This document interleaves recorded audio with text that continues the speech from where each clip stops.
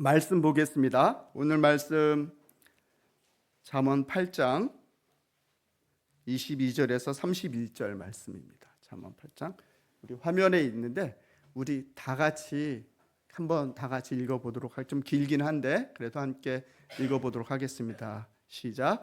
여호와께서 그 조화의 시작 곧 태초에 일하시기 전에 나를 가지셨으며 만세 전부터 태초부터 땅이 생기기 전부터 내가 세움을 받았나니 아직 바다가 생기지 아니하였고 큰 샘들이 있기 전에 내가 이미 났으며 산이 세워지기 전에 언덕이 생기기 전에 내가 이미 났으니 하나님이 아직 땅도 들도 세상 진토의 근원도 짓지 아니하셨을 때라.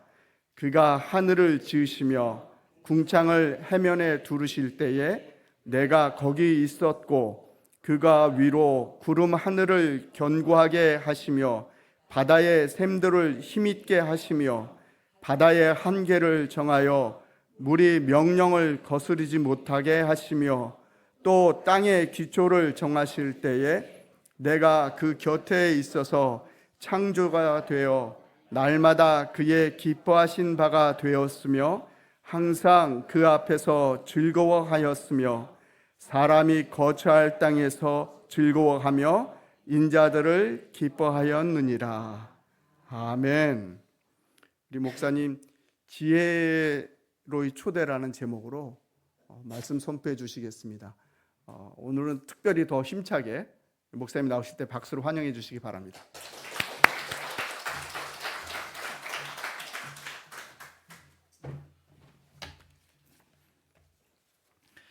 네, 함께 인사를 다시 한번 하겠습니다. 우리 검지손가락 한번 펴주세요. 이렇게 저를 보시고 하얀 이를 드러내시면서 샬롬, 샬롬.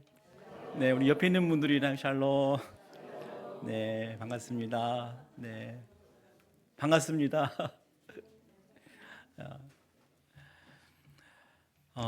TV 프로그램 중에 가끔 화면이 돌아가다가 딱 멈춰서는 프로그램 중에 유퀴즈 온 더 플로어이라고 하는 프로 아시죠? 예.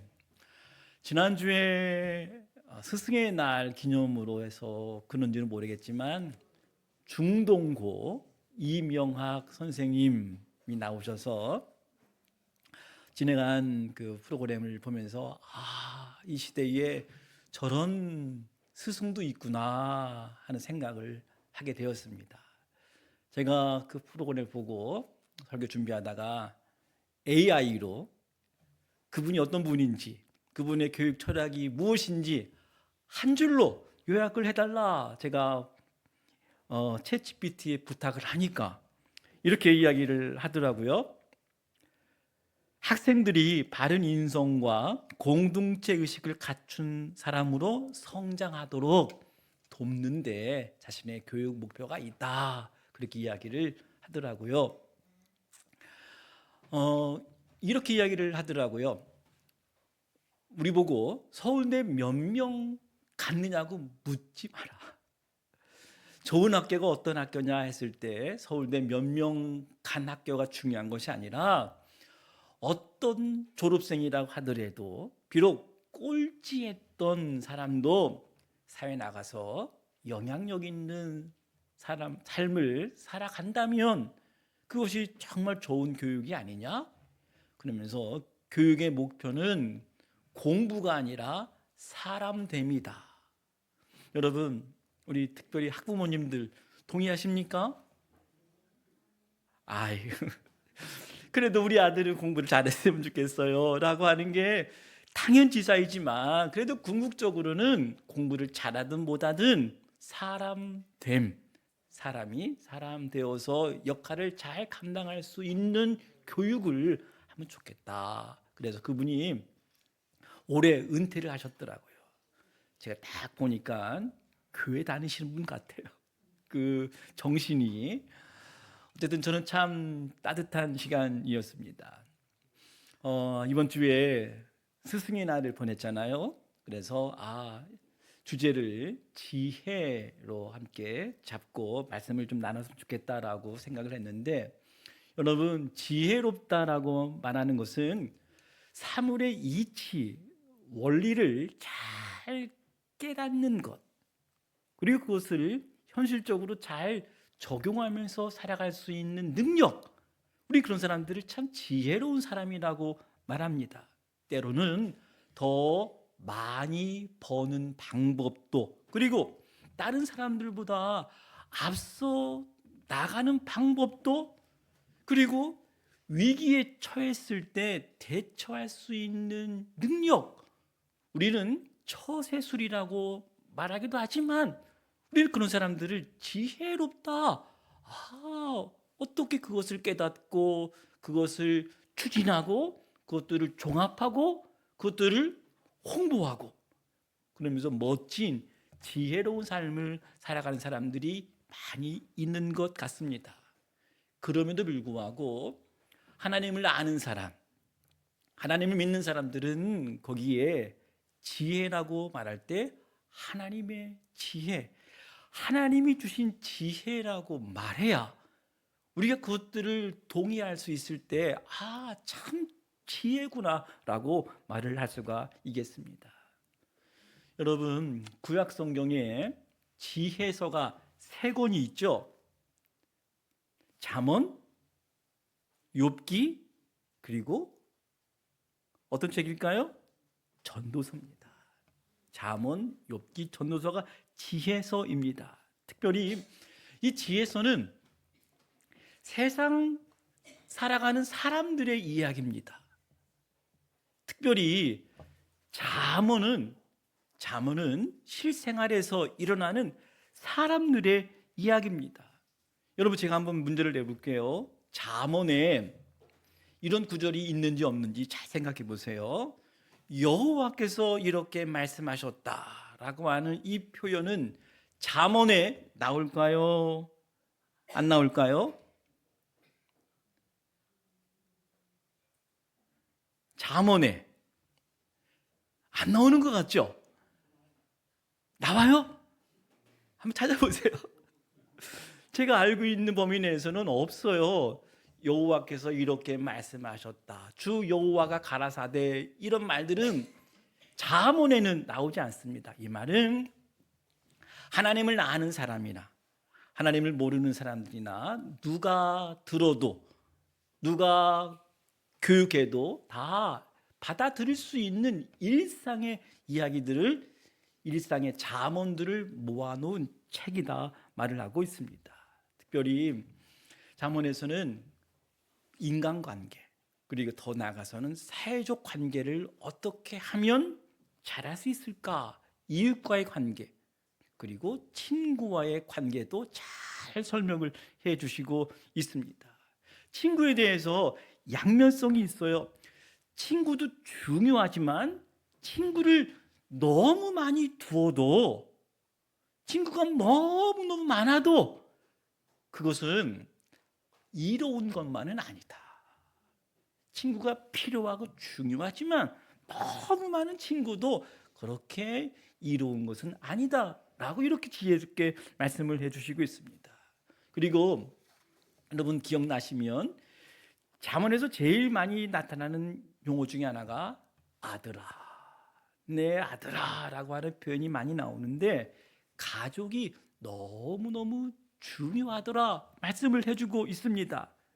아버지가 자녀에게 가르치는 형식으로, 그리고 인격에 대해서 아주 유난히 강조를 하고 있는데, 말과 혀가 중요하다, 그리고 마음이 중요하다, 젊은이들은 성적으로 순결해야 된다, 그리고 부지런해야 된다, 그리고 자식에게 바르게 가르치는 인생은 너 혼자서 앞서 나가는 것만 중요한 것이 아니라 더불어 함께 어려운 사람들과 같이 동행해야 할 것을 우리에게 말씀을 해주시고 있습니다.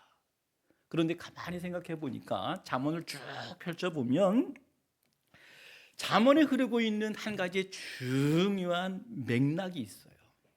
성실하게 살아가는 것, 또 정직하게 살아갈 때, 그리고 의롭게 살아갈 때, 부지런히 살아갈 때, 길이 잘 열리는구나, 하나님께서 형통케 하시는구나 하는 이 질서를, 일상의 질서를 말해주고 있어요. 우리는 이 질서를, 저를 한번 따라서 해주십시오. 선한 질서, 도덕 질서, 다시 한번 선한 지혜, 이렇게 말하고 있어요. 그래서 성실하게 살아야지, 그래서 열심히 살아야지, 부지런하게 살아야지, 정직하게 살아야지, 의롭게 살아야지 하는 마음을 품고 매일매일 31장이 되는 잠언의 말씀을 성인들도 하루에 한 장씩 꼭 읽고 하루를 시작하라, 그렇게 권면을 해주고 있잖아요. 그런데 같은 지혜서이지만 욥기를 읽다 보면, 전도서를 읽다 보면 이러한 선한 질서가 때로는 납득이 안 될 때가 있어요. 열심히 살았는데, 남들보다 정직하게 살았는데, 남들이 잠을 잘 때 나는 잠자지도 않고 부지런히 살았는데, 내 삶에 나타나는 이러한 모습은 내 기대와 내 생각과 내 뜻과 상관이 없는 일들이, 심지어 무고한 일들, 억울하게 당한 일들이 너무 많더라. 선한 질서로는 도저히 해석이 안 되는 우리 인생의, 우리 삶의 트라우마와 같은 사건들이 너무나 많더라 하는 것입니다. 난 가만히 있었는데, 아무 일도 하지 않았는데, 내가 자극도 하지 않았는데, 갑자기 내 삶에 엄청난 사고가 나타나는 이런 현상들을 몸으로, 그리고 관계에서, 그리고 사업하다가, 또 열심히 일하다가 우리가 겪는 큰 상처들에 대해서 욥기는 도대체 이게 뭐냐, 도대체 이게 뭐지? 풀리지 않는, 권선징악의 질서가 맞지 않는, 인과응보의 원칙이 아닌, 납득하기도 싫고 이해되지도 않는 일상의 사건이 우리에게 찾아왔을 때, 욥이라고 하는 한 인물을 통해서 하나님께 질문합니다. 그리고 하나님께 항의합니다. 그리고 하나님께 분통 터져가지고 하나님께 하소연하는 이야기. 여러분, 그러면서 하나님과 욥이 대화하는 이야기, 그것이 무려 42장에 걸쳐서 나타나고 있어요. 욥기 내용은 너무너무 단순합니다. 1장, 2장에서 욥이 이런 사람이었는데 욥이 이러한 고통을 당했다. 그리고 3장부터 41장까지는 계속 하나님과 항의하고 질문하고 하소연하고 대화하는 이야기. 결국 마지막 42장에서는 욥이 아하, 그렇구나 라고 깨닫고 하나님을 인정했다는 이야기. 여러분, 욥이 그렇군요, 이것이었군요 깨달았던 질서, 그것을 선한 질서라고 말하지 않고 역질서라고 말합니다. 지금은 손에 잡히지 않는 질서, 이해되지 않는 질서지만 분명히 하나님의 선한 뜻이 있을 것이다 라고 하는 그 하나님의 뜻, 하나님의 지혜, 그걸 역지혜, 역질서라고 말합니다. 욥이 하나님께 어떻게 항의했습니까? 하나님, 어찌하여 악인이 잘 되는 것입니까? 아니, 그 악인뿐만 아니라 자녀들도 잘 되던데요? 이게 뭐죠? 하나님, 악한 짓 하면 보지뿐만 아니라 자녀들에게도 영향이 있는 것 아닙니까? 어떻게 악한 짓을 했는데 이렇게 잘 되는 겁니까? 그리고 무고하게 당한 자신의 고통스러운 삶에 대해서 욥이 심지어는 자신의 생일을 저주하기까지 했어요. 욥기 3장 11절에 보면 이런 하소연이 있어요. 하나님, 내가 태에서 죽어 나와 어찌하여 내가 태에서 죽어 나오지 아니하였던가? 어찌하여 내 어머니가 해산할 때에 내가 숨기지 아니하였던가? 나는 음식 앞에서도 탄식이 나며 내가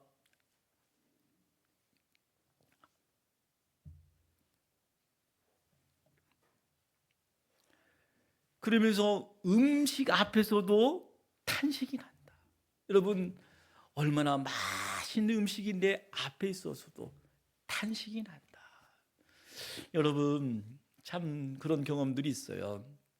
집안에 아픈 손가락들이 있으면 다른 손가락들이, 다른 자녀들이 정말 너무 멋지고 잘하고 또 효도를 나에게 정말 마음을 다해서 신실하게 보여줘도 그 아픈 손가락이 있으면 많은 음식을 차려놓고서도 마음이 편하지 못한, 그것이 우리의 심정 아니겠습니까? 여러분, 너무너무 고통스러우면 내가 왜 태어났지? 왜 태에서 내가 죽어 나오지 아니하였던가 하는 이 욥의 탄식과 질문과 항의가 우리 뼈에 사무칠 정도로 공감되어질 때가 참 많습니다. 그러면서 욥이 정말 하나님 앞에 탄식하면서도 한 가지 욥의 중심에 붙들고 있었던 소망이 있었어요. 도대체 이 아픔, 이 고통을, 이 슬픔을 해결해 줄 그 존재가 없을까? 기다리고 사모하는, 그래서 욥기에서 가장 중요한 구절이라고 할 수 있는 19장 25절의 말씀. 내가 알기에는 나의 대속자가 살아 계시니 마침내 그가 이 땅 위에 서실 것이라.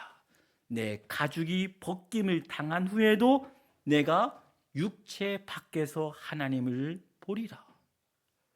여러분, 이 한 구절에 구약 성경을 대표하는, 구약 성경이 궁극적으로 인간이 갖고 있는 비극적인 아픔, 죄로 말미암는 고통, 그리고 죽음의 실존 앞에서 얼치할 수 없는 이 허무함, 이러한 비극적인 현실들을 구속해 줄 대속자, 그러면서 대속자가 살아 계신다, 그분이 이 땅에 오실 것이다 라고 하는 구속자에 대한 간절한 소망을 그 고통 가운데서도 욥은 하나님께 찾았다 하는 것입니다. 여러분, 그러면서 욥이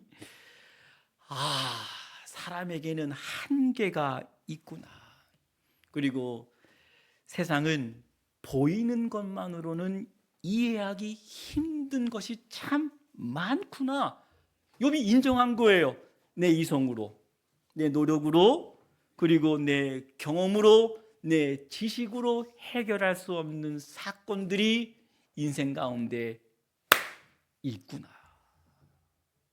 나는 그렇게 원치 않았는데 있구나. 하지만 그 사건 가운데서도 지금 당장 내가 이해할 수 없지만, 내가 해석할 수도 없지만, 아니 납득하기도 싫은 그 사건, 그 경험, 그러면서도 이 문제를 해결해 줄 구속자가 살아 계신다. 그러면서 욥은 그 대속자를 기다린 거예요. 저 멀리서. 여러분, 구약 시대의 성도들, 예수님을 알지 못했는데 어떻게 그들이 하나님의 가족, 하나님의 구원의 자리에 참여할 수 있는 것입니까? 여러분 아시잖아요. 구약의 성도들은 저 멀리서 인생의 비극인 죄와 죽음과 고통의 문제를 해결해 주실 메시아 그리스도를 기다리면서 바라보면서 소망하면서 그들은 메시아 예수 그리스도를 말미암는 구원을 얻은 것입니다. 여러분 구약 성경의 그 내용 아니에요? 다 멀리서 기다리고 있는 거예요. 메시아. 성경은 때가 되었을 때 그 메시아가 이 땅에 오셨다. 신약 성경은 특별히 복음서는 그분이 어떻게 오셨는지, 왜 오셨는지, 그리고 어떻게 구원의 사역을 이루셨는지를 우리에게 보여준 책이 신약 성경 복음서입니다. 오늘 함께 읽은 본문의 말씀을 눈으로 살펴보시겠습니다. 잠언 8장에 보면 그 메시아 그리스도를 지혜라고 말씀을 하고 있는데 바로 지혜를 한 인격으로 증거해주고 있다고 하는 거예요. 여러분 8장 22절 말씀 한번 봐주시겠습니까? 여기서 내가 누구인지 한번 생각해 보세요. 여호와께서 그 조화의 시작 곧 태초에 일하시기 전에 나를 가지셨으며 여기서 나는 누굽니까? 무엇입니까? 문맥상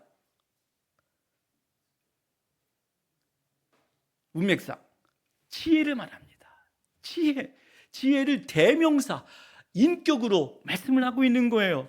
23절 말씀 보세요. 만세 전부터 태초부터 땅이 생기기 전부터 내가 셈을 받았나니 내가 누굽니까?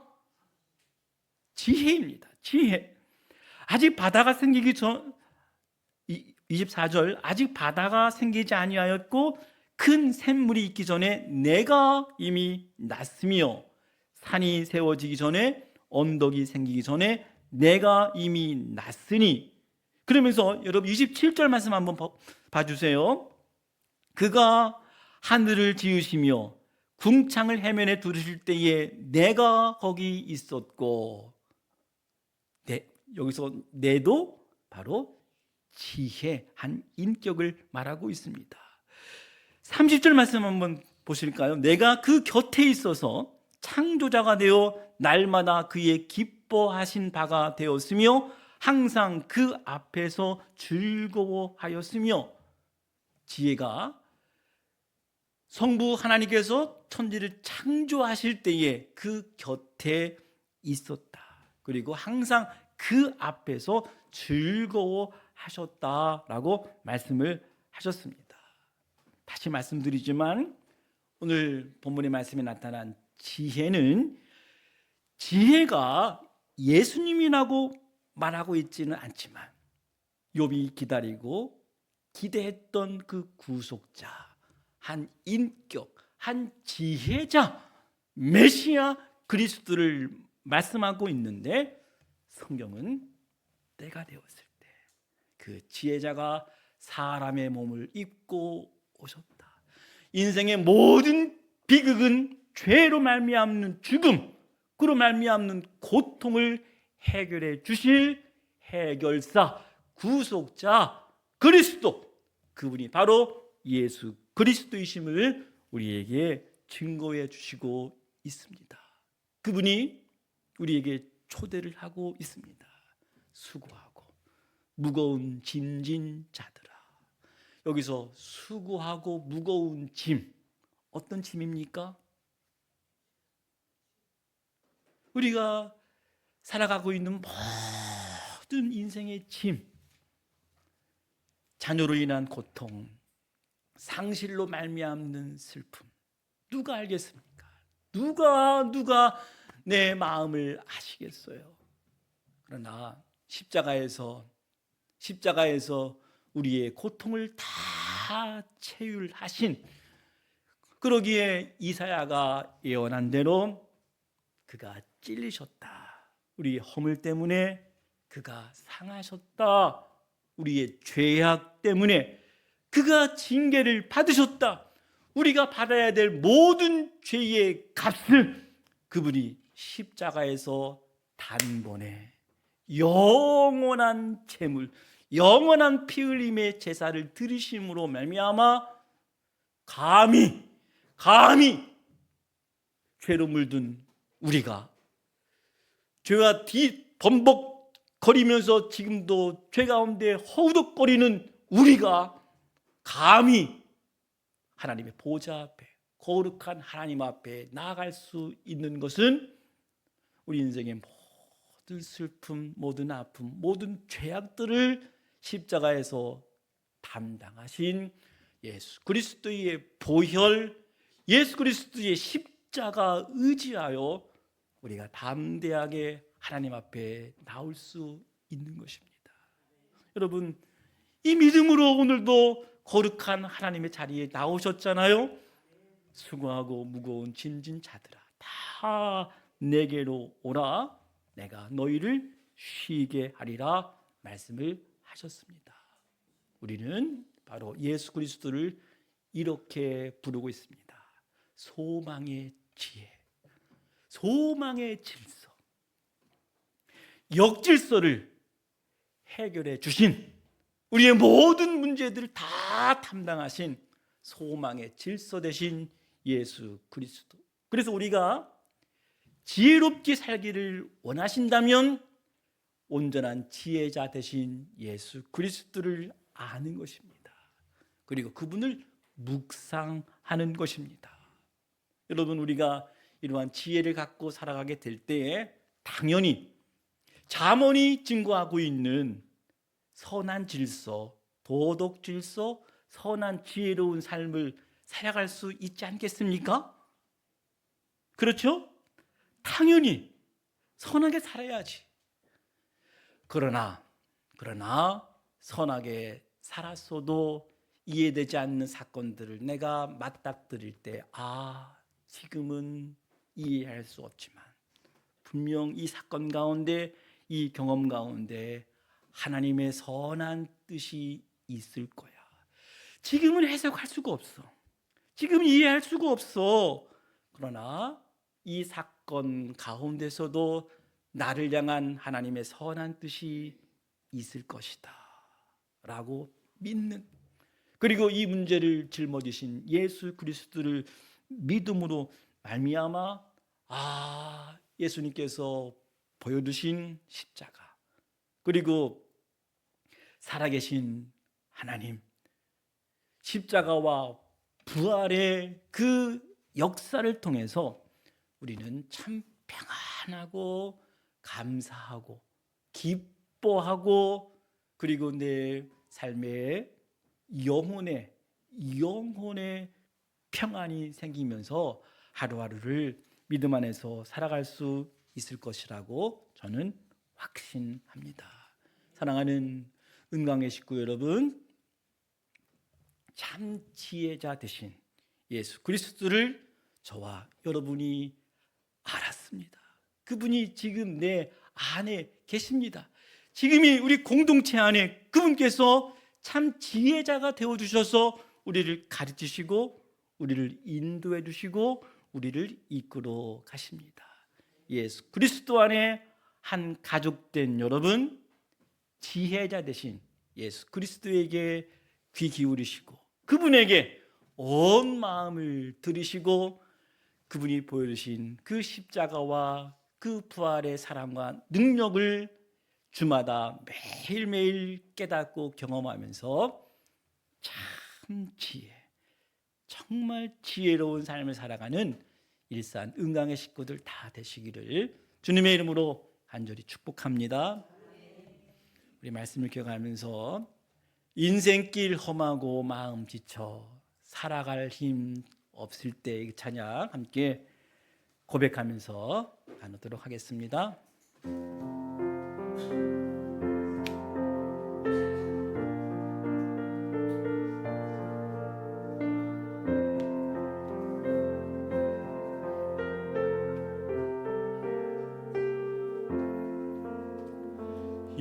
인생길 험하고 마음 지쳐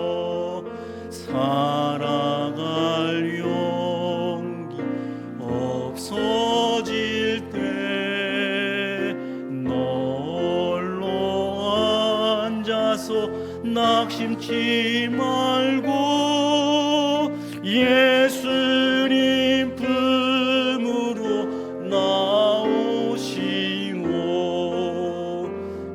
예수님은 나의 생명 믿음 소망 사랑 되시니 십자가 보여 자비의 손길로 상처 입은 너를 고치시리. 이정의 모든 그 허물어져 세상의 친구 다 떠날 때 어둠에 앉아서 울지만 말고 예수님 품으로 나오시오. 예수님 나의 생명 믿음 소망 사랑 되시니 십자가 보여 자비의 손길로 상처 입은 너를 고치시리. 어두운 밤 지나면 새날 오고 겨울이 가며 봄이 오듯 이 세상 슬픔이 지나고 나면 광명한 새날이 다가오네.